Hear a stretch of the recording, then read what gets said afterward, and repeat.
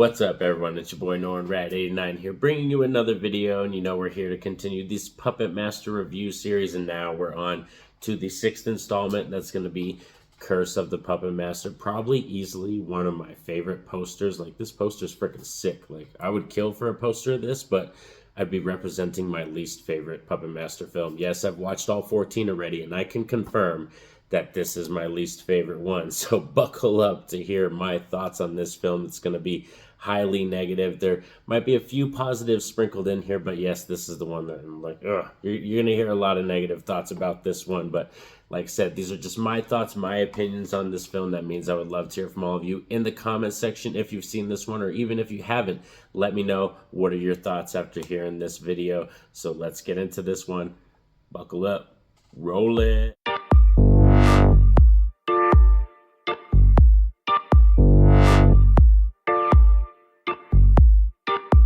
So here we are at number 6, Curse of the Puppet Master, and for me, this one is just, it's always kind of bothered me, even at a young age when I watched this one, because it just has this weird vibe about it. It's not anything like the other ones that I feel completely, like, I don't know how I feel about it when I watch this one. This is just the outlier. It feels like the outlier. There's so much continuity issues just like kind of within the actual movie itself too, and that's what bothers me. So let's get into it. And like I said, in terms of positives, I would say like maybe my only positive is that the music is still there, but I think they pretty much just rip off Richard Band, and like they're not ripping him off because it is the franchise and everything, but it's just the same music from like the previous, I think the 3rd movie, because they brought David Dakota in to direct this one, who actually did direct Puppet Master 3, Toulon's Revenge. So that was a plus. I thought would be a huge thing. It's like, oh, we got David Dakota coming back, a really solid director who knows this story, you know what I mean? But then we have Benjamin Carr in here as the writer for this film,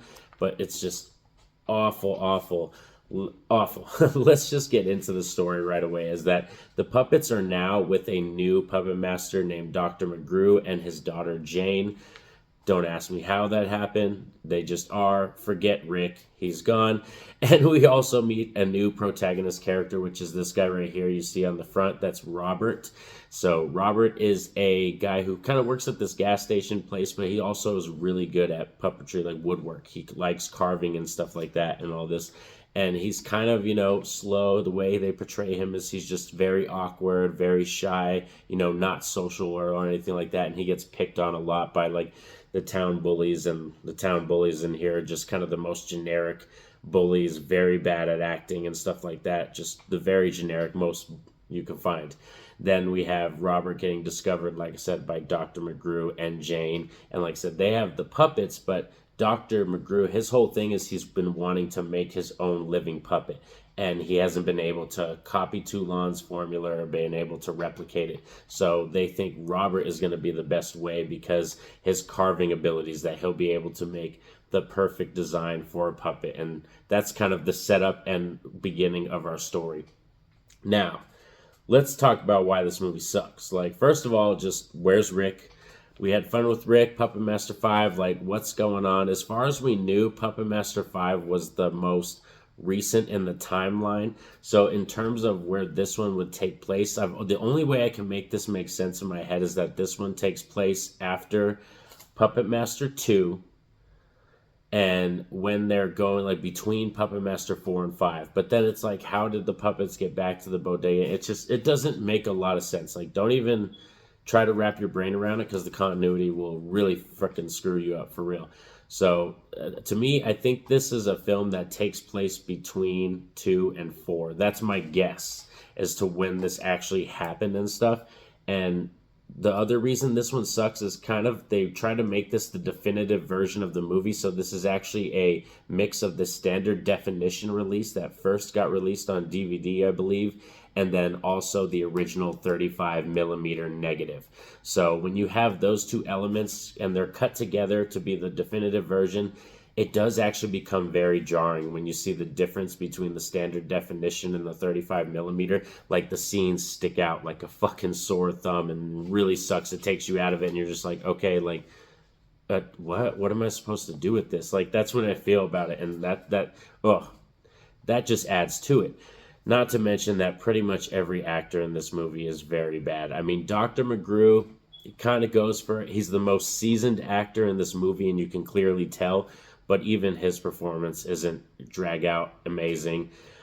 Oh, man, the puppet stuff, because they're like have the original negative and the cut between the standard definition, the puppets actually don't even look like this. They look completely different, almost like Blade does look similar, but Jester is the worst. There's like two different or almost three different versions of Jester in this movie with different hat, different coloring, and they don't even explain it. Like, it's not like they're changing the puppet's outfit or anything, or like they're like, oh, I got this new outfit for him, I'm gonna dress him up. No, none of that fucking shit happens. So it's bad. Even Pinhead looks awful. Like, the puppets have never looked worse until this movie. So that's another huge negative with me.